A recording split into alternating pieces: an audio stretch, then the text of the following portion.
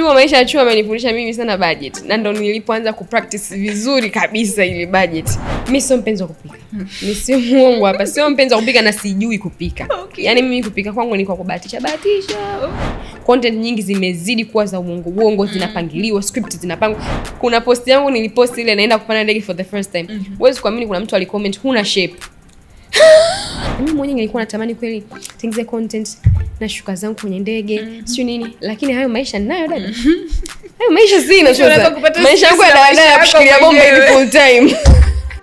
Story Yangu Podcast, utajifunza kitu.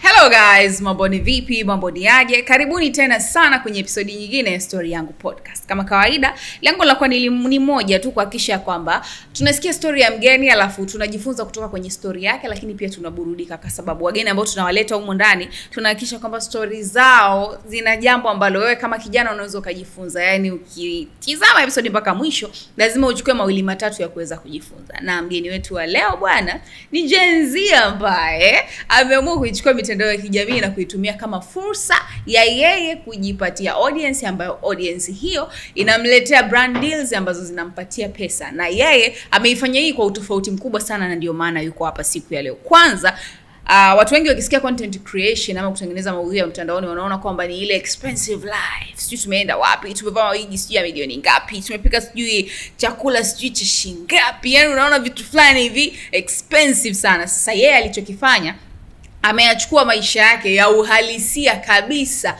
bila kuongeza zile, yani kuanza kufake.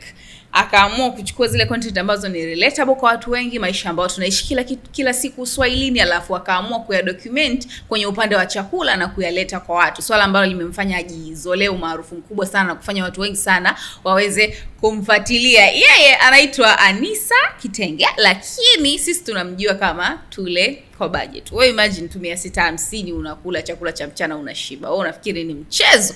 Lakini ndo maisha ambayo hapo Uswahilini, ndo maisha ambayo anaishi Mtanzania wa hali ya kawaida, na ni maisha ambayo ni ana uhalisia wa hali ya juu, tofauti na yale ya kuoneshana. Mimi sijui leo nimetumia 600 kwa siku, unakuta watu wengi hawawezi correlate. So siku ya leo tutasikia mengi sana kutoka kwake. Kwanza maisha yake binafsi, alianzaje hii content, vitu vingi sana tutajifunza. Na natumaini kwamba wewe ambaye unatamani pengine kuanza kutengeneza content, au wewe ambaye una kitu ambacho unatamani kukifanya ila unaogopa kuanzia, leo utapata kusikia 1 2 3. Msisahau kusubscribe YouTube channel kwa sababu kila wiki 2 tunahakikisha kwamba tunakupandishia episode mpya. So mgeni wetu, karibu. Asante sana. Mzima Anisa? Mzima sijui. Mzima. Bwana sisi waga na utaratibu wa kutambulisha mgeni wangu, lakini baada ya kutambulisha nakupa na wewe chance ya kujitambulisha wewe binafsi. So tukikuuliza Anisa ni nani, wewe utajitambulisha? Anisa ni nani? Kwa kwanza niseme kabisa mimi naitwa Anisa Kitenge, general, na ushanitambulisha lakini narudia tena. Mimi naitwa Anisa Kitenge na mimi ni content creator kwa sasa, lakini ukiachana na content creation mimi ni social media marketer. Okay. Kwa hiyo ukiongelea Anisa ni nani, naweza nikasema kwamba Anisa ni social media marketer, ni content creator, ni msichana, ni binti ambaye anajua kwenda na bajeti. Ni binti ya miaka 24 na kadhalika na kadhalika wa kadhalika. Wow, that's amazing. Sasa Anisa bwana, wewe umekuwa kwenye familia ya aina gani? Kwanza wewe ni mtoto wangapi kwenu? Bwana, story ya familia yangu ni ndefu. Na ndio maana hii ni story yako. Kwa hiyo tukawasikiliza. Mimi bwana, kwa pamoja general kabisa wote tuko 6. Okay. Kwa babangu tuko 4, kwa mamangu tuko 3. Kwa mamangu mimi ni first born, kwa babangu mimi ni wa pili. Kwa hiyo ni hivyo, na nina wadogo zangu wengine wananifuata 4. Kwa hiyo mimi ni dada kubwa niseme. Kwa wewe babako ana wake zaidi ya mmoja au? Hapana, ana mke mmoja, lakini unaelewa. Yule mwingine mmoja. Basi sawa bwana. Na umekulia kwenye mazingira ya aina gani unaweza ukasema kwa upande wa kipato? Kwa upande wa kipato, yani sijui nieleze vipi. Kwa upande wa kipato nimekuwa katika vipato tofauti. Kipato cha juu na kipato cha kawaida pia. Nimekuwa, yani vyote nime experience maisha yote ya mtu anaishi Upanga, maana mimi nikiwa mdogo nimeishi Upanga, lakini pia nimeishi sehemu kama Temeke. Kwa hiyo nime experience maisha yote kwa pamoja. Nani sababu ilifanya ukaishi Upanga lakini pia ukaishi Uswahilini kwetu? Kilichosababisha mimi nikaishi Upanga afu nikaishi na Temeke ni kwa sababu wazazi wangu mimi walikujega wakaachana. Kuachana mimi nikalelewa na bibi yangu. Bibi yangu makazi yake ni Upanga, lakini sasa hivi ameshahamia anakaa sehemu nyingine. Kwa hiyo nikakuta shule nilivyokuwa nasoma nilikuwa nakaa na bibi yangu. Kwa hiyo most of the time ikiwa shule nakaa kule, lakini nikija likizo au vitu vingine vipi nakuja Temeke. Okay, sasa umelelewa na bibi umesema. Yeah, na ulipata bahati ya kulelewa wewe pamoja na wadogo zako kwa bibi, au wengine walilelewa na mama, wengine wakalelewa na baba, wengine wakalelewa na bibi? Wadogo zangu mimi na dada yangu ndo tumelelewa kwa bibi yangu. Okay. Lakini wadogo zangu mimi hao wawili wamelelewa kwa baba, hao wawili nao wamelelewa kwa mama tofauti. Wote wamekuwa na wazazi wao. Okay. Mimi na dada yangu ndo tumekuwa kwa bibi, and hatujakuwa sisi peke yetu. Tulikuwa wengi, yani tupo kama kijiji. Okay. Kwa pamoja ukitujumlisha tunaweza tukafika hata 15 hivi. Kwa tulikuwa wengi. Life must have been amazing. Unajua mkiwa wengi ni raha. Ni vurugu tu, ni vurugu. Ni raha. Ni heka sana. Okay, kuna namna yote ulimhisi kulelewa na wazazi wote wawili? Nilivyokuwa mdogo ndio nilikuta kuna a part of me nataka yani natamani ningekuwa labda mama yangu au si vipi, lakini ukishakuwa mkubwa nilikuwa sawa. Okay. Na pia kwa sababu bibi yangu pia alikuwa sio mlezi mbaya, alikuwa mlezi mzuri, kwa sababu utakuta kila weekend atatafuta sababu ya kutupeleka sehemu. Kwa hiyo maisha yalikuwa mazuri, maisha yalikuwa sio ya kusikitisha, alikuwa anaelewa kwamba kuna kitu labda tuna miss labda kutokana na wazazi wetu. Kwa hiyo alikuwa ana compensate ile kitu kwa kutupa hivyo yani. Mara nyingi watu ambao wame experience wazazi kutokuwa pamoja waga wana uoga wa kuingia kwenye ndoa ama kwenye mahusiano, ama unakuta na shida kidogo kwenye commitment kwenye mahusiano kutokana na trust issues kwa kile ambacho walikipitia nyuma. Kwa upande wako ipoje? Mimi labda hizo trust issues nilikuwa nazo nikiwa mdogo. Okay. Lakini so far hapana. Yani sijui nisemeje, labda kwa sababu mimi Mungu amenisaidia nimepata mahusiano ambayo hayana heka. Yani nikikwambia mimi nina miaka 8 kwenye mahusiano haya. Wow, mahusiano yangu tangu form 3 mimi. Hello, unajua kuna watu tu Mungu anamwaga kupendelea. Kwa hiyo tangu form 3 na nisije nikasema eti kwamba nilipitia shida, sijui nilichitiwa, sijui ni sio Mungu. Yani mahusiano yangu labda huko mbele sijui, maana ukipitia sana hivi kuna kuja Afuwezi sio lazima. Unajua kila mtu kila mtu ana struggle sehemu yake. Ushanielewa? Unaweza kawa kwenye mahusiano fresh. Alafu kuna sehemu nyingine unatandikwa vibaya. Alafu unaweza ukawa chumi fresh, kazi fresh, social life fresh, familia fresh, afu mahusiano shetani anasema yanakugaragaza. Of course it's relatable. Kuna watu pia baadhi wamebahatika hivyo. Kwa mfano mimi mwenyewe mahusiano yangu ndo haya kutoka nimeanza. Unaona? Mimi sikuanza form 3, nilianza chuo.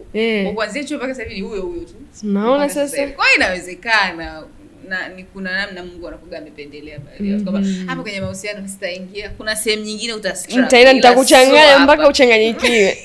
Na kweli, na hicho unachokiongea ni kweli. Kwa sababu mimi mahusiano yanachanganya, lakini kuna something to about family, sijui nini, kuwa first born ndo Mungu wangu. Yes. Hicho ndo kinanikalisha mimi usiku mzima silali nalia, sijui nini, lakini mahusiano I can't lie. Yeah, lazima kila mtu ana struggle yake. So lazima struggle kwenye kila kitu. Lakini ndio hivyo kwenye mahusiano hongera sana, shara usiende kwake. Kwanza kajipatia mke anajua bajeti na kwambia. Utajiri hiyo ni lazima. Nani aloku-influence ama alokufanya ukaijua budget vizuri? Ni malezi ya bibi au ilitokea tu automatic kwa mwenyewe? Yaani niseme kwamba ilitokea automatic. Kwa sababu ilitokea kwa sababu ukiwa hauishi na wazazi wako wote wawili, kuna vitu vinakuwa haviko promised. Yaani kuna vitu, kwa mfano ukipewa hela, labda imetokea labda umepewa hela, pocket money umeenda nayo shule. Kuna namna fulani unajua hii kiisha naweza nisitumiwe tena. Kwa hiyo lazima ujue kama inakaaje, nitasogea nayo vipi. Alafu zaidi ni chuo. Maisha ya chuo amenifundisha mimi sana budget. Na ndo nilipoanza kupractice vizuri kabisa ile budget. Maana just assume kwanza unaenda kwa mguu huko chuo. Kuna siku nilishai kupoteza nauli chuo. Nimepoteza nauli, ikabidi nitembee. Kwa sababu utamwambia nani? Na chuo ndo nilijifunza, kwa sababu mimi chuo nilikuwa nalipiwa ada, lakini nilikuwa nalipiwa 200,000 na serikali. Kwa hiyo nikawa napata na boom. Sasa mwisho siku ile 200,000 yani ile ndo hela pekee niliyokuwa nayo. Ile boom pekee. Yani boom na ile 200,000 wanaonilipia ada na kidogo labda mamangu akijichanga anitumie. Sasa nikajikuta kwamba ile boom nikiipata lazima nisogezee kwenye ada. Yes, niongezee ili itoshe kwenye ada. Na nyingine inayobaki labda ndo inafanyika mahitaji mengine, kulipa kodi sio nini. Kwa hiyo hapo ndo nikaanza kupractice. Na uzuri mimi nilikuwa naishi Manzese tangu kipindi hicho. Kwa hiyo nikakuta maisha ya chuo, na kwa sababu na sehemu nilikuwa naishi kulikuwa hamna ugumu sana, unakuta unaweza kumanage na unapata hela nyingine, una save, unafanya vitu vingine. Na yani wazazi ndio walikuwa wanaishi Manzese, baada ya kuachana ndio wewe ukaenda? Wazazi wangu mimi wanaishi tofauti, wameshaachana siku nyingi. Sikumbuki hata lini, sijai kuona hata wakiwa pamoja eti wanapendana. Sijai ku experience that from them. Kila mtu alimarry, akaendelea na maisha yake. Kwa hiyo mimi sijai hata ku experience kwamba eti my parents labda nione wamewahi kupendana. Hapana. Sikumbuki, sina hiyo kumbukumbu. Lakini tu tulikuwa tunaishi tofauti kwa sababu mimi naishi na bibi, nao baba anaishi tofauti na mama anaishi tofauti. Kwa hiyo mimi Manzese nilikuja kuishi tu mwenyewe. Nilijikuta tu naishi tu mwenyewe nimeanza one man standing. Ndio hivyo ikaendelea. Mwisho nimekuja nikaja nikazoea hayo maisha pia. That's amazing. Na chuo tuma NIT. Okay, so ndo ukapanga Manzese. Si karibu pale. Okay. Na vipi sasa maisha ya chuo? Chuo ulisomea nini? Kile ulichokisomea unakipractice vipi kwenye maisha? Mimi nimesomea marketing and PR. Okay. Lakini ukiachana na kusomea marketing and PR, mimi mwaka wa kwanza kabisa, sisi NIT walikuwa wanapangaga field mwaka wa kwanza. Nilipata sehemu ya kufanya part time. Kwa hiyo ilianza kama field tu, ikaenda ile baada ya field kuja siku nakuwa kama kuna kalikizo pale kamebakia. Nikaomba niendelee. Baada ya hapo mwezi wa 12 hivi au wa 11 nikaja kuambiwa kama unaweza kuendelea part time, unaweza kaendelea. Kwa hiyo mimi nikaanza kupractice social media marketing mwaka 2021 ilikuwa vile. Sio 22, sio 21, nikiwa chuo mwaka 2022 I think. Ndio nilianza kupractice social media marketing. Kwa hiyo unakuta chuo nilikuwa nasoma marketing, lakini social media marketing nilianza kuipractice kazini. Na ndio kitu ambacho nafanya mpaka sasa hivi. Exactly. Kwa sababu kuweza kujua kama najichagulia audience fulani alafu ni deal nayo, hiyo tayari ni technique ambayo unaipata kwenye masuala ya social media. Ukiwa unayasoma. And of course kwa wale ambao wanachuo hapo ni kitu ambacho waga kinasaidia sana. Kwa sababu mwenyewe nilianza kufanya kazi nikiwa chuo. Inasaidia sana. Kwa hiyo ukiwa chuo afu field yako unaweza ukaipractice. So kama watu wa media, ni rahisi sana kufanya media na ukiwa unasoma, na inasaidia kukupa ile experience ukimaliza chuo. Na ndio ya muhimu sana. Yes. Kwa sababu mtaani huku ground kugumu sana. Kwa hiyo ukiwa chuo, kwa sababu ratiba za chuo mara nyingi waga ziko flexible.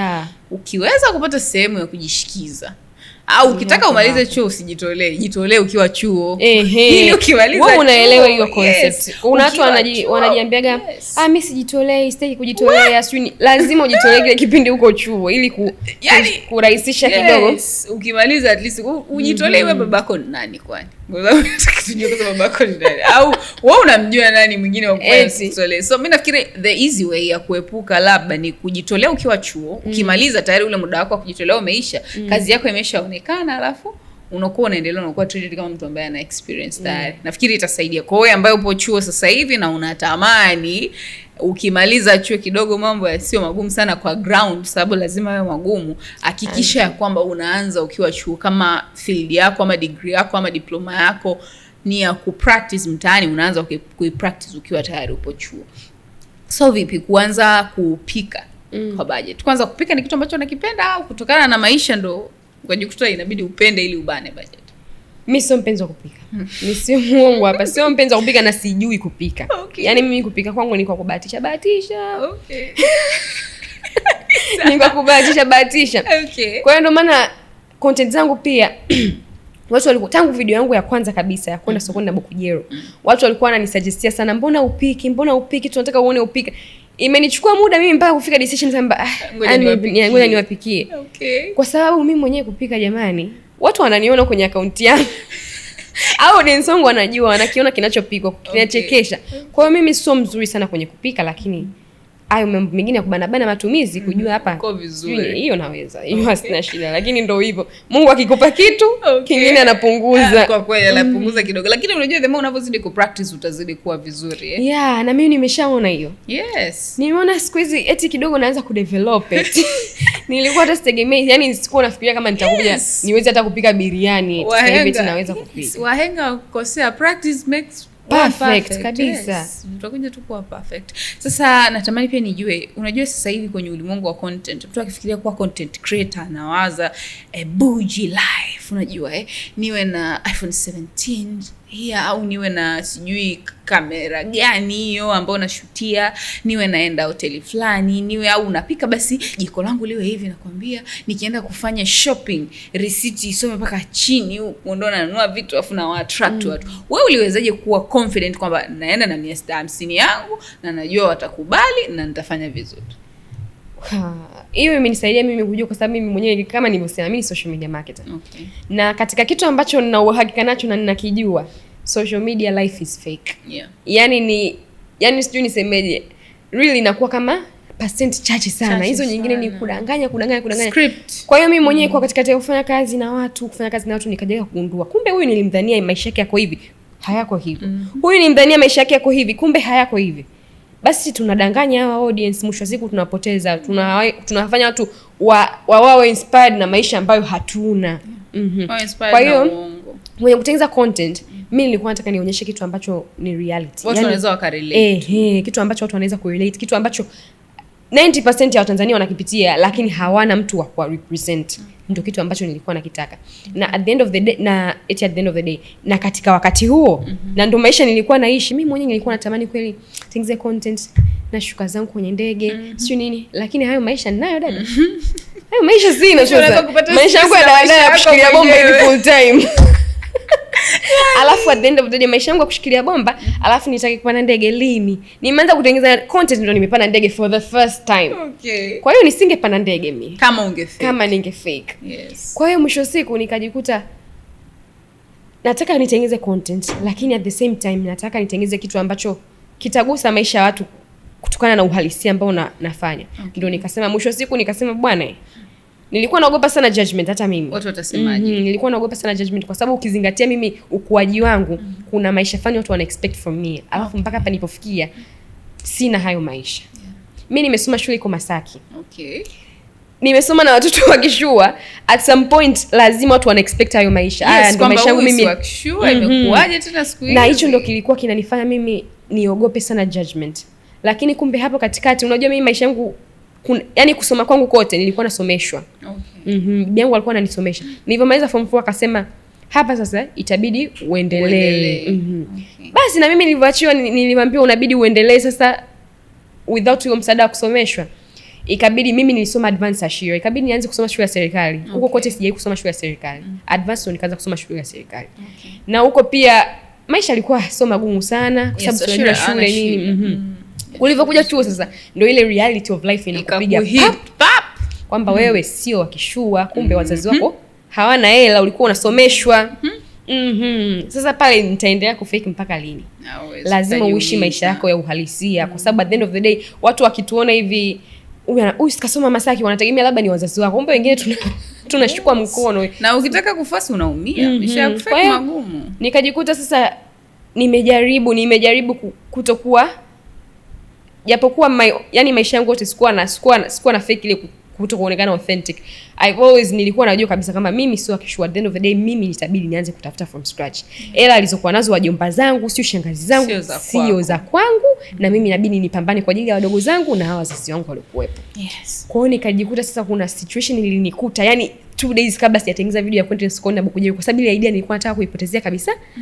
Lakini kuna situation ilinikuta nikasema hapa nikiendelea kujifanya naogopa, maisha yangu yatakuja kuwa something else. Kwa hiyo kesho kutwa yake na pia nilikuwa sina hela. Kwa hiyo kesho kutwa yake pia sina hela, nilipigiwa simu hela inahitajika na mimi mwenyewe nikajikuta sina hela. Nikasema bwana liwalo na liwe. Nikaenda zangu nikashika zangu kamera, twendeni sokoni na 1500. Nikaonyesha kumbe kuna nyanya za 200, nikashangaa kumbe kulikuwa kuna watu hawajui kama kuna vitu vya 50. Watu hawajui. Watu wanaenda makazini sana hawajui. Watu hawajui. Kwa hiyo Hawaelewi, watu wengi wanakuwa hawezi correlate. That's great. Mapokezi yalikuwaje siku kwanza una post? Mapokezi ya video yangu yalikuwa exceptional. Siwezi kudanganya. Yaani ile siku kwa sababu nilipost kwanza video yangu sema ambayo followers wangu hawaioni. Okay. Kuna sehemu kwenye social media inaitwa trial reel ambayo unaweza kupost ambao wanaona non followers. Non followers wako wote, watu ambao hawahusiani kabisa na followers wako ndo wanaiona. Kwa hiyo nilikuwa hata naogopa wale audience wangu, wale followers wangu wasije wakaona. Nikapost kwa non followers. Na nikashangaa, yani nimekaa tu naendelea na maisha yangu, sikuwa hata nafuatilia ile simu kwa sababu sikutegemea kama itafanya vizuri. Mimi nilikuwa nategemea itafanya vizuri TikTok. Lakini haikufanya vizuri TikTok. Ikafanya vizuri Instagram. Ikafanya vizuri Instagram. Nimekaa sina hili wala lile, sikufuatilia hata simenye kufuatilia kama Instagram na Instagram mimi nimerelease maga notifications. Sikufuatilia kabisa. Jioni hivi naenda kuangalia na shangaa. Kila mtu yuko surprised. Baadaye kesho yake nimelala, kesho yake asubuhi naamka ndo kabisa it was a miracle. Imezidi kwenda viral. Nikakuta hata wasanii nikakuta wame comment, nikasema amazing. Kwa hiyo Bukujero ndo ikawa the change of my life. Kila kitu chako. Wow. Unakumbuka dili lako la kwanza kupata kutokana na content za Ikula kwa budget? Dili langu la kwanza kupata ilikuwa ni skincare products. Okay. Kwa hiyo nilifurahi kwa sababu mimi sijachukua muda mrefu kuanza kupata dili langu la kwanza. Wow. Kwa sababu ulikuwa authentic. Nimeanza content creation mwezi wa 10, mwezi wa 12 nimepata dili langu la kwanza. Wow.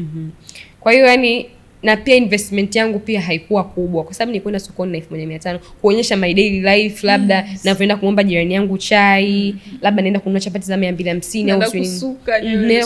Kwa hiyo ilikuwa siweka investment kubwa. Kwa hiyo haikuwa inanila hela kubwa pia, na pia dili langu nilipata kwanza kama nilivyosema skincare products, lakini sasa hivi namshukuru Mungu nafanya kazi hadi na CRDB. Wow. So ni jambo zuri. Umeona? So na maana hii inatufundisha kwamba jamani, content creators ambao mnataka kuanza, wale ambao washaanza tayari wanaongoza wao, lakini kama unataka kuanza you don't have to worry au usitake kucomplicate sana. Unaweza ukaanzia tu popote. Kwa sababu pia content creation unajua ni kazi ngumu. Ni kazi kwa kweli. Ni professional unajua. Yaani mtu hataki kuingia kinyonge. Unatakiwa uingie ujue kabisa hichi ninachokifuata hiki ni kasheshe. Na kweli sio kazi ndogo. Mimi siwezi kufanya content. Pamoja na kwamba I'm a journalist, mtu akiona kama ni journalist anaona kama ni rahisi. Sio, it's not for everybody. Sio rahisi hivyo jamani. Ni ngumu pia. Hii ni profession ya mtu. Inabidi uwe na passion, inabidi uwe na utayari, inabidi uwe creative, uwe active muda wote kuhakikisha unapata ideas tofauti. Yaani muda wote uwe tayari kwa criticize. Maana ukishajiweka kule kila mwenye lake la kusema atasema. Sasa kama mtu ambaye huwezi criticism utakoma, unaweza ukalia. Kwa sababu mimi kuna post yangu nilipost ile naenda kupanda ndege for the first time. Huwezi kuamini kuna mtu alicomment huna shape. Not even relatable. Yaani havihusiani, lakini kutokana na mimi mwenyewe najua kweli sina shape. Najua tangu niko mdogo, kwa hiyo sio surprise kwangu. Yaani mimi nawazaga kwani hawajui kama watu wana vioo nyumbani kwao.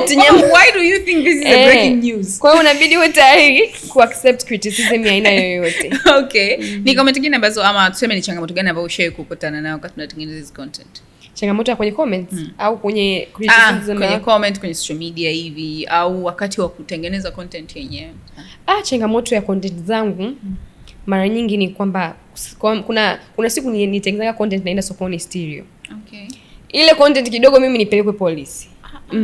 Kwa hiyo kuna namna fani hivi watu wengi hawako, yani hawajui hata kama hawarekodi wao, lakini still wanaona kama vile ni kama ni kitu sijui kigeni, sijui niseme ni kigeni au sijui ni vipi, au kwa sababu mtu unakuwa wewe ni content creator, sio media kubwa, kwa hiyo wanakuwa haelewi. Na hata hizi content za kawaida ambazo natengeneza kuna namna fani bado najilimit kwa sababu kuna watu sitaki kuwashoot ama kuna vitu natakiwa nifanye, lakini kwa sasa hivi mimi changamoto kubwa niliyokuwa nayo ni swala la vifaa, team, hilo ndio inanifanya mimi nitengeneze content bado kwa udogo. Which is nafanyia kazi, tutafika tunapotakiwa kufika. Ilikuwaje ukataka kupelekwa polisi kwanza? Unajua umecut short. Hiyo bwana, kupelekwa polisi nilienda sokoni, nilienda kuchukua content, naenda kununua vitu stereo. Ilikuwa content yangu ya kwanza ya kwenda stereo. Kwenda huko wakaniona nimeshika kamera. Sasa sina record tu hivi. Mtu mmoja akashtukia kati ya tena alikuwa ni polisi ndio walinzi. Wakaanza kunijudge, wakaanza kuniuliza maswali, lakini uzuri sana mimi mwenyewe najua kujibu. Yes. Najua kujibu nini kwa wakati gani na niseme nini. Kwa hiyo ikaniepusha vile. Ulikuwa upelekwe ndani? Nilikuwa nipeleke polisi. Oh my god. Lakini kikubwa uko umerekodi watu sura, kwa sababu kwenye video zako uaga hata kama unasuka unaiweka kamera in a way ambayo anasikika tu sauti lakini haonekani usoni. Anaipuka sana kuonyesha watu sura zao. Watakufunga wewe watu. Sitaki kabisa, sitaki. Mtu anaweza kakaa na unexpected unapata labda hela nyingi, sura yake imeleta hela nyingi, kumbe na inabidi ndio unaanza. Yes, na inabidi pia content creators kabla hujaanza kufanya content ujifunze, kwa sababu kuna sheria za kurekodi pia. Unaweza kujikuta umefungwa au umepata fine ambayo ni kubwa kwa sababu ya kutokupata ile knowledge. Kwa kabla ya kuanza kurekodi, especially kama content yako inahusiana na watu, kwa sababu unajua Anisa ujuzi amepata darasani. Vitu vinasoma kwenye masuala ya privacy za watu. Lakini kama ndo unataka kufanya tu content, inabidi ujue kuna baadhi ya sheria wakati wa kushoot content, namna ya kufanya ili usije ukaingia kwenye matatizo ya aina yoyote, kwa sababu kumshoot mtu bila ridhaa yake ni kosa. Na unaweza ukawa umemshoot akiwa amekuruhusu, lakini baadaye akaamua amekugeuka afu hauna ushahidi, wewe inakuwa tena ni shida kwa upande wako. I hope pia mmejifunza hapo. Tulizungumzia swala la changamoto wakati wa kushuti mtaani. Majirani vipi wamepokea swala wewe kuwa content creator? Treatment ipoje nyumbani mnapokaa? Majirani zangu wamepokea vizuri kwa kweli. Na nilikuwa kati ya watu ambao nilikuwa naogopa wasije wakaanza kuona content zangu ni majirani zangu. Sasa hivi wananiita dada Abu Kujero. Nilikuwa na siku ya kwanza nilipogundua kama majirani zangu wanaona content zangu, watu wa sokoni wanaona content zangu, nilikuwa mpaka naogopa kwenda sokoni tena. Nikasema Mungu wangu, sasa hivi wakiniona washazoea. Wengine wananiambia kabisa mkuja kushuti. Wengine wanaona support. Kwa hiyo sijui, mimi naona yani kuna watu ndio, lakini ambao wataongea maneno lakini most of them hasa sana majirani nao kao nao pale nyumbani, kwa sababu muda mwingi nikiwa na shoot lazima labda sijui kamera niweke hapa, sijui niweke wapi, wana support kwa kweli. Kwa kweli jambo jema ile ukiwa unapata support especially kutoka kwa watu ambao ndo wanaokuzunguka, kwa sababu inakupa courage. Na wazazi walilipokeaje hili? Familia upande wa bibi, mama, baba? Familia kwangu wao imekuja kama unexpected. Sana mamangu video yangu ya kwanza alivyoona akashangaa, sasa Bukujero ni kitu gani jamani? Lakini all in all wamepokea vizuri, kwa sababu bibi yangu ndo mtu ambaye ananisisitiza nenda kajiandikishe bwana upate hata mkopo kwenye hizo bilioni 2. Ananimpigia mpaka simu ananiuliza nikupa tena kulipia leseni. Nikiitwa labda hivi kwenye TV wanafuatilia, wanaangalia. That's amazing. Wow, ni jambo zuri unajua Okay, so let's talk about being a firstborn. Mwanzoni uliniambia kitu pekee ambacho ni changamoto kwako ni kitendo cha kwamba wewe ndo dada mkubwa. Wewe ndo una wadogo wanakuangalia na vitu kama hivyo. Changamoto ni pia kuwa firstborn, kwa sababu unajua kwa mtoto wa kwanza pia hiyo title unajua ni nzito. Changamoto, unajua mimi wazazi wangu wamejitahidi sana kunipunguzia mzigo. Lakini kuwa firstborn kuna ile something ambacho kinakukaa nafsini kwako kwamba wewe ndo unatakiwa utengeneze njia kwa ajili ya wanaokuja. Ukizingua wewe, watazingulia pale pale ulikozingulia na wewe. Kwa sababu mimi wadogo zangu most of them nimewapita zaidi ya miaka 8. Sasa zaidi ya miaka 8, miaka mingi. Yani wewe umeanza kuishi duniani miaka 8 kabla. Alafu waje wakute dada tunahitaji msaada kitu fulani eti siwezi. Hicho ndo kinanipa sana, sipendi. Alafu mimi napenda sana wadogo zangu. Yani sipendi ile tunaambiwa dada naomba kitu fulani afu sina uwezo wa kukifanya. Au imetokea eti ada imekosekana na mimi eti sielewi. Na mimi pia napiga simu nyumbani eti jamani naombeni mnitumie hela. Hiyo ni kitu ambacho sipendi na nimeacha kufanya siku nyingi, kutokuomba nyumbani nitumie hela sio nini. Kwa hiyo hata nikiwa na shida au vipi ninajitahidi labda nizimanage mimi mwenyewe kwenye means zangu, nisiwasumbue nyumbani, na pia nijaribu ku keep expectations za wadogo zangu. Kama mimi napambana, nipambane nani hapa nilipo. Mapambano yangu yote sio kwa ajili yangu peke yangu, ni kwa ajili ya wao pia. That's amazing. Na chuo vipi, tumemaliza au bado tu? Chuo mimi nilipostpone. Kwa hiyo sijui nikija nikipata, kwa sababu pia ilikuwa changamoto, sijui ada pia nafanya kazi. Kwa hiyo nikaona stop kwanza afu utarudi baadaye. Ila usiache kurudi. Siwezi kuacha. Siwezi kuacha. Kuna baadhi ya knowledge ambazo, kwa sababu imagine hapo umpata knowledge kidogo tu, lakini imekusaidia kuweza kuutilize na sasa hivi unafanya vizuri, itakuwa ni nzuri zaidi kama ukiweza kumaliza. Okay, mtaani kuna vimbwanga na tena ukiwa Kiswahilini tu kwa vishi. Leo kesho yapo. Faka majiskati leo unafagia, ni sehemu ambako asipo kwenda kufagia kwa sababu maji ambayo unakuwa unatumia chooni yanamwagika kwa vile inabidi ufagie vile pile ni njia ya kupita you know. Sababu tuambie vimbwanga vile vitatu ambavyo unakutana navyo Uswahilini na you know maana unajua mimi naona vimbwanga vya Uswahilini pia vinafanyaga maisha ya Uswahilini yanakuwa fun. Vimbwanga vya Uswahilini kinachonikera zaidi ni utakuwa unapita hivi njia mtu kaachia pale mambo yake. Yaani hicho ndio ambacho kinanikera, ni kwamba utajiuliza kwamba huyu alibanwa sana ama nini kilitokea, au unaweza kuwa unapita chooni ukakuta mtu hapa amesimama na kujoa. Kwa hiyo hivyo ndio vitu ambavyo sana hunikwaza kwenye hayo mambo yote. Lakini all in all sio maisha mabaya. Afu pia mimi kwa sababu ninapoishi naishi pia na majirani ambao nyumba ambayo nilikuwa naishi mara kwanza nilishai kuishi na jirani huyo akiamka asubuhi anatukana watoto wake matusi yale heavy ambayo ukisikiza unaweza ukatetemeka. Yes, ndo anatukana akiamka ni matusi anawatukana watoto wake, yani wanaishi tukanana. Lakini sasa hivi ninapokaa, kwanza majirani zangu ni swala 5. Okay. Wanaswali, ni watu ambao wanazingatia watoto wao shule kusoma sijui nini. Kwa hiyo unaishi Uswahili fulani hivi ambapo ina ustaarabu. Ustaarabu. Wow. That's amazing. Ni vizuri bwana. Lakini una lipi la kumwambia mtu ambaye anatamani kuja kufanya content creation? Ni vitu gani ambavyo unafikiri ni key kwa mtu kuweza kuanza kufanya content? Ninaomba nijibu hili swali kutokana na watu ambao wananitumia sana message DM na nini. Kitu cha kwanza, maswali mengi ambayo napokeaga ni kwamba mimi nataka nianze lakini naogopa. Jibu langu mimi kwenye swala la kuogopa ni kwamba hutakiwi kuogopa. Maisha ni sasa. Unaogopa nini wakati you're going to die eventually? Yaani mtu unaogopa kitu ambacho unaogopa kitu gani wakati mwisho wa siku utakufa, hamna atakayekukumbuka, au unaogopa nao watakuja kufa. Hicho ni kitu cha kwanza. Kitu cha pili, kuna watu wananiambia kwamba nataka nianze lakini sijui nianzie wapi. My answer to them ni kwamba anzia hapo hapo ulipo. Hakuna, yani haitofika kipindi kwenye maisha yako ukao umesha figure out everything. Haiwezi kutokea. No one has things figured out. Hata mimi mwenyewe content yangu ninayofanya kesho sijui nitafanya nini. Kwa hiyo unatakiwa uanze hapo hapo ulipo. Maisha ni kuendelea mbele. Yes. Swali la tatu ambao naulizwaga sana ni umefanyaje content zako zimekuwa za kipekee. Mimi kabla sijafanya content creation nilianza na research, na ndo ambacho naweza kumshauri mtu yote anataka kuwa content creator. Usiende kwa kuwa unataka kumuiga mtu fulani. Ukimuiga mtu unamsaidia yeye kukua zaidi. Yes. Hichi ni kitu ambacho watu wanakuwa hawajui. Kumuiga mtu ni kumsaidia yeye kukua zaidi. Yes. Kwa sababu mwisho wa siku anakuwa anakurefer kwa hiyo. Sijui kama umenielewa. Kwa hiyo napenda niwashauri, yani ukija ukianza content creation, anza na jina la kwako specific, usiige yule anaitwa sijui nani na wewe ukaiga vile vile, come with something new. Hicho ni kitu cha kwanza. Kitu cha pili, hakikisha content zako zina uhalisia, hata kama sio sana, lakini kuna namna fulani hivi kuna uhalisia, kwa sababu ni kitu ambacho watu wana miss sasa hivi. Content nyingi zimezidi kuwa za uongo, zinapangiliwa, script zinapangwa. Yaani kuna mtu akisimama hivi unaona kabisa huyu script alikaa akaipanga. Yaani mtu amepanga, yani kama vile anasoma kwenye somewhere. Hicho nacho sio kitu kizuri. Unabidi ujitahidi content zako ziwe kidogo na ule ukweli uonekane. Kitu kingine ni content ambazo zina relate na audience. Zina relate na jamii unayoongea nayo.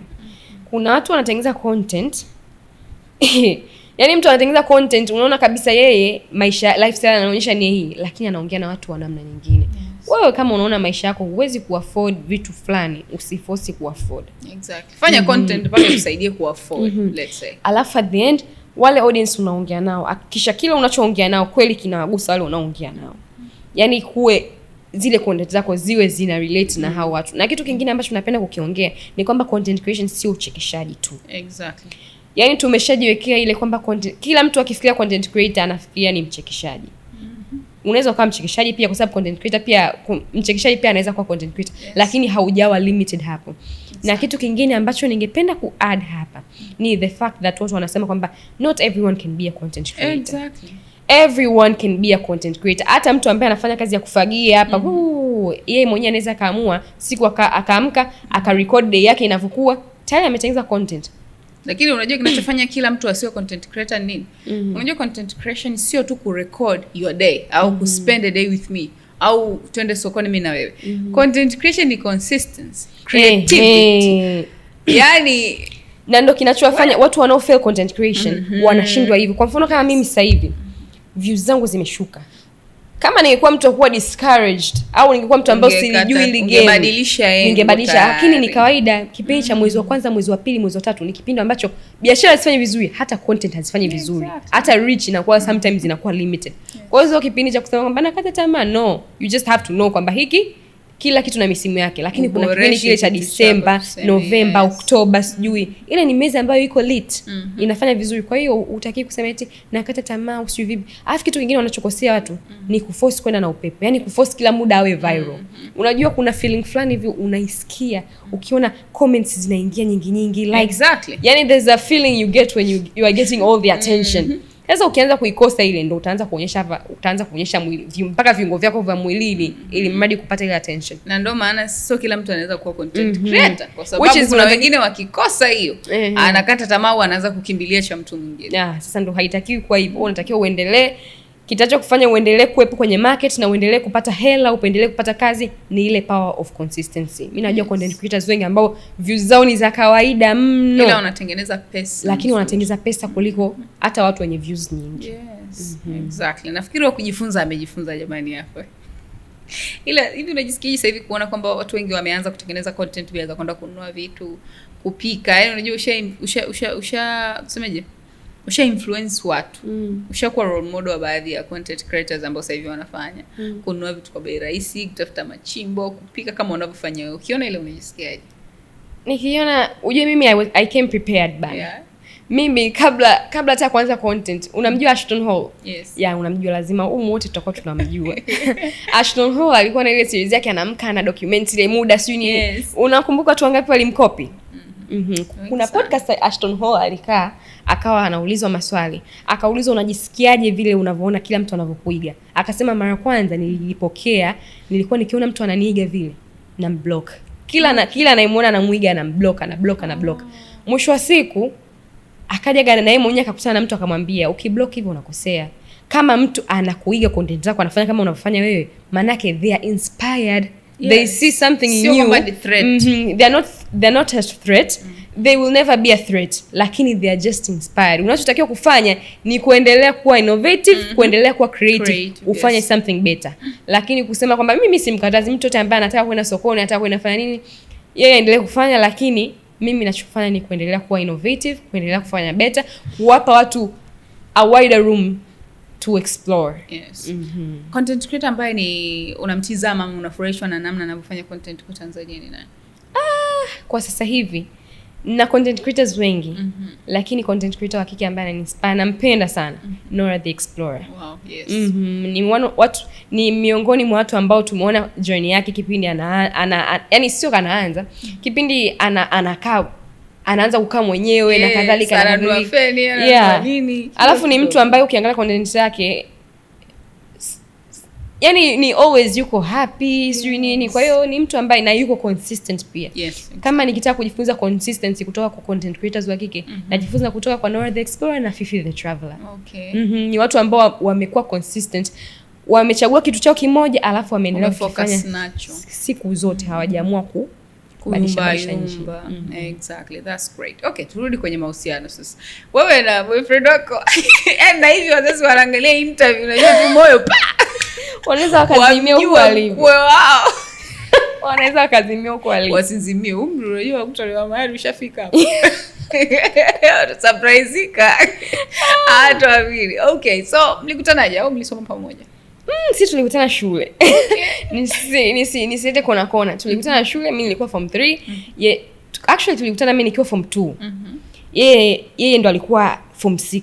Okay. Kwa hiyo tukaanza mahusiano mimi nikiwa form 3, yeye ndo ameanza chuo mwaka wa kwanza. Okay. Which is sikudhani katika mtu ambaye alikuwa adhani haya mahusiano yatadumu ni mimi hapa. Yeye alikuwa anategemea atafika palipofika. Mimi nilikuwa naona hapa tunapoteza tu. Yupo chuo tena mimi. Alafu ni mtu ambaye nilikuwa siamini katika mahusiano ya muda mrefu. Okay. Kwa sababu nime experience kutoka kwa watu wengi. Mambo yana. Kwa hiyo ameenda chuo alafu uko level. Nikasema hapa hakuna mapenzi yoyote hapa, tunadanganyana. Yaani mimi ndo nilikuwa akili yangu hiyo kwamba hakuna mahusiano hapa, kwa sababu nikiangalia yani hivyo vitu nimeona kupitia mamangu, kupitia dada zangu, zaidi ya yani ni kwamba familia yetu yote ilikuwa hakuna mtu mwenye mahusiano ambayo wapo ambao wana mahusiano ya kueleweka, lakini wengi anakuja na furugika sio. Kwa mimi katika watu ambao walikuwa hawaamini katika mahusiano Mimi nilikuwa naamini kwanza, yani sijui nikisema hapa nilichokuwa nakiamini na nilipokuja nimebadilika sasa hivi imani yangu, unaweza ukacheka. Mimi sikuwa nategemea kama nitakuja nifike mpaka leo na mahusiano haya. I was just nilikuwa naona kama this life is just for vibing na kadhalika. Okay. Kwa hiyo yeye mwenyewe alikuwa ananiambia mimi nitakuja nikuoe. Okay. Nitakuja nikuoe, mimi nilikuwa naona maneno tu. Ni maneno, mtu niko form 3 sasa hivi. Unioe lini babu wewe? Lini utakuja unioe? Haiwezekani. Okay. Lakini yeye ndo alikuwa anaamini katika haya mahusiano. Okay. Na mpaka tumefikia hapa katika mtu ambaye amepambana sana kuya hold up ni yeye mwenyewe kuliko mimi hapa. Yes, ndio ninavyotakiwa. Kwa hiyo mwanaume kitu cha familia. Yeye ndo amejaribu mwenyewe kuya hold up, kwa sababu unajua sisi, mimi mwenyewe na pia mimi mwenyewe sipo mahusiano oriented. Mimi mwenyewe naona katika kitu ambacho naamini kinahitajika kwenye maisha, ukiachana na maji siyo na nini ni pesa. Hata mahusiano yanakuwa mazuri zaidi yakiwa na pesa. Exactly. Hata ukiangalia tu online wale. Yes. Unaona kabisa yani pesa ndio inahitajika. Au amna mtu kusema tunakupenda sana. Yes. Jiwago imeletwa kwa Hamisa, wewe unafikiri bila pesa ingekuwa imenoga hivyo? Kwa na mimi mwenyewe naamini na mimi natakiwa nitafute pesa hata kama na yeye anatafuta za kwake, lakini na mimi mwenyewe pia natakiwa nianza kwangu. That's great. Na ndio maana nakwambia pia kutokana na mazingira ambayo ulikulia, ningeshangaa sana kama ukuwaiki kuwa na notion kwamba mahusiano sio kitu ambacho ni cha kufanikiwa. Ni ngumu. Yaani ukiwa kwenye haya mazingira, shara nyingi zaenda kwa huyo kaka kwa sababu amekufanya ubadilishe. Kwa sababu yeye mwenyewe yeye unajua sisi tunaenda kutokana na malezi, unajua. Yeye ni mtu ambaye amelelewa na wazazi wake wote wawili mpaka leo. Ameona upendo. Yaani wako pamoja, yani sijui miaka imefika mingapi. Wow. Siku nyingi mpaka leo wako pamoja. Lakini mimi basi ulikutana na mtu ambaye alikuwa raised right kwenye mazingira right, alibahatika. Yeye ni anaona anachukulia swala zima la mahusiano la nini tofauti kama mimi nilivyokuwa nachukulia. Yes, Mungu aliamua kukubariki kwa upande huo. Yaani ukutana na mtu ambaye yuko family oriented, ni bahati yako hiyo kwa kweli. So ni vizuri, lakini pia age gap yenu ilikuwa nzuri sana. Age gap pia imesaidia sana. Yaani mkuu fikiri chako anaweza control. Mimi nishaikueleza mtu ambaye tumelingana miaka, sijarudia mpaka leo. Sidhani kama ati ilikuwa definition ya mahusiano hiyo. Yaani sijarudia mpaka leo. Yaani unajua kweli sisi wanawake akili zetu zinakuwa faster. Yaani unabidi upate mtu ambaye amekuzidi umri ndio mkae muelewane. Sivyo. Unaweza ukashangaa hivi huyu vipi? Unaweza ukajiuliza, mimi ni mwalimu wa huyu mtu ni au mimi ni mzazi natakiwa nimlee huyu mtu? Yes, mimi I'm not a fan of kulingana kwenye mahusiano. Inabidi tu at least usogee mbele kidogo kwa sababu mwanaume inabidi awe leader kama tunavyojua. Anyways, kwa sasa huyu harusi lini? Yaani harusi sijui hata lini. Naweza nikaachwa hapa katikati pia. Mahusiano yanatabiriki. Kuna mtu alisema, kwa nini wewe mtu aliposti mchumba wake amemziba na kopa, akauliza kwa nini amemziba na kopa wakati tayari kesha kuengage. Mwingine akasema kwa sababu loving a man is a humiliation ritual. Wow, yani unatakiwa, yani huwezi kujua. Kwa hiyo mimi swala ndio, I don't know. Naweza nikaachwa kesho hapa mkashangaa. Naweza nikaongea vile leo kesho nimeachwa. Kwa hiyo mjiandae kwa lolote lile. Expectation mara zote sio leo ili mambo yakiwa mazuri. Unajua ile sound inasema reduce your expectation. Okay, do you believe in female friendship? I do, but mimi marafiki zangu wengi ni wakubwa sana kunizidi. Yaani marafiki eti best friend wa age yangu sina. Okay. Marafiki zangu wote ni watu ambao 28, 30, 30 ngapi huko ndo marafiki zangu wengi. Okay, na sababu inakuwa ni sababu inakuwa sijui sababu ni nini kwa kweli. Okay. Lakini ndo watu ambao una vibe nao vizuri sana. Okay. Afu mimi siko vizuri sana kwenye hold friendships. Yaani ile tutembeleane kila siku sijui nini. Basi ndo maana unakuwa na urafiki na watu wakubwa kwa sababu hawana muda. Napenda watu ambao hawana muda. Okay. Lakini tukitakiwa eti kila weekend tukutane sijui wapi ndio kinachonishinda na hisi. Kwa hiyo mimi marafiki zangu ni watu ambao wana heka, wana mabiashara wanatakiwa wayasimamie, huku mwingine wana familia, wana majukumu, ndio ambao naelewana nao sana. Okay, that's great bana. Mimi nimefurahi sana kuzungumza na wewe, kupiga story mbili tatu na wewe. Okay, lakini kabla hatujamaliza, na ambavyo hujui kupika, hamna siku ambao mpata majanga jikoni. Utakuwa utengeneze content na ukaribu chakula na ikabidi usiposti. Au ukapika kizuri muonekano na umezidisha chumvi ujala hiyo siku. Mimi nakusiaga lakini unajua mimi vyakula vyangu havisipiki vyakula complicated. Kama umefuatilia yani hamna mambo ya sijui nini. Biriani lenyewe nilipika mara kwanza, nilienda kwanza TikTok nikaangalia video ya George's Kitchen.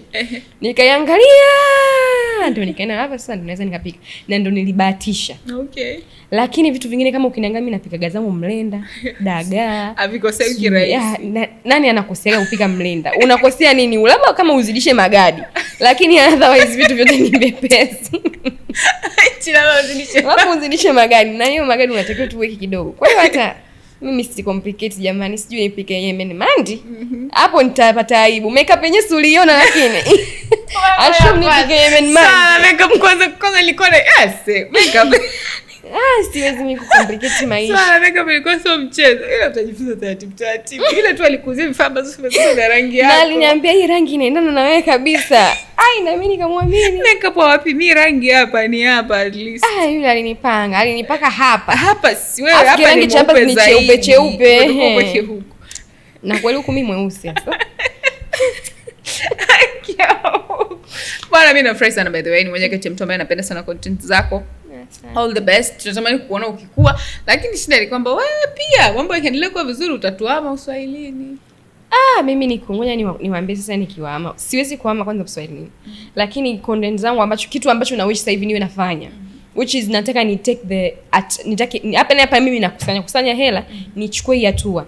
Ni kufanya content sehemu nyingi tofauti. Hiyo ndio step ambayo natakiwa nichukue. Okay. Kwa hiyo zinaweza zisiwe directly za Manzese, lakini zitakuwa sehemu zingine, lakini bado zitakuwa za local life. Okay. Kwa sababu at the end of the day kuna maisha ambayo watu hawayaoni. Hata mtu ambaye anataka kuja Tanzania kuexplore anaonyeshwa sana mbuga za wanyama sio nini, lakini sehemu zingine hizi anakuwa haonyeshwi. Kwa hiyo hicho ndio kipande ambacho nitakipa focus nacho. Okay, that's great. All the best kwenye hilo. Unalipi la kumwambia shabiki yako ambaye anakutazama? Shabiki yangu nachotakiwa kumwambia sasa hivi hapa ni kwamba mimi sina cha kumwambia. Somo kali by the way. Kwa hiyo sina cha kumwambia. Mimi ninachoendelea kumwambia ni kwamba tuendelee kusapotiana na pia nataka niwashukuru sana followers wangu kwa kunisaidia kufikisha 50k followers. So mwezi wa 10 tu hapa nilianza content na followers 1300, sasa hivi nina followers 50,000. Kwa hiyo namshukuru Mungu na washukuru na wao na washukuru kwenda kuangalia. Nina followers wangu ambao kila wakiona video yangu lazima wa comment. Kwa hiyo hao ndo nawapenda zaidi. Tuendelee kusapotiana, mambo mazuri yanakuja. Exactly. Hopefully umeenjoy bwana. Wewe ambao ulikuwa na ndoto ya kufanya content, hii episode ilikuwa ni special kabisa kwa ajili yako, kwa sababu najua kuna wengi sana walikuwa wanatamani kuwaona content creators humu ndani kwa sababu ndo field ambayo inakuwa, ndo field ambayo vijana wengi wanaingia, wanainvest kutokana na masuala ya mitandao yamekuwa makubwa. So requests zilikuwa ni nyingi sana DM kwamba tunaomba content creators ambao tunaweza tukarelate nao.